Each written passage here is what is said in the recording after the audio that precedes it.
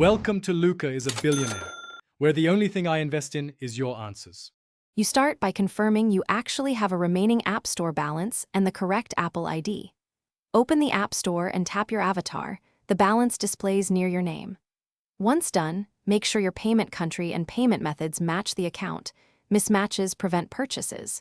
If you use family sharing, check whether family purchases affect your balance.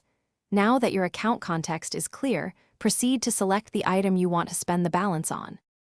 Next, pick the app, subscription, or in-app product you want to buy and confirm its price is within your remaining balance. Tap Buy or Subscribe. iOS applies the App Store balance first, then charges cards if needed. If the item exceeds the balance, you'll be prompted to add a payment method or split the charge. For subscriptions, review the billing cycle and trial terms. Make sure the initial charge uses the balance, and that future charges will go to your default payment method. Finish by confirming the purchase succeeded. Check the on-screen confirmation and the purchase history in your account. You should also receive an email receipt. If the transaction fails, verify the displayed balance, your default card, and that your Apple ID region matches the store. If problems persist, sign out of the App Store, restart the device, and sign back in. This often refreshes account data.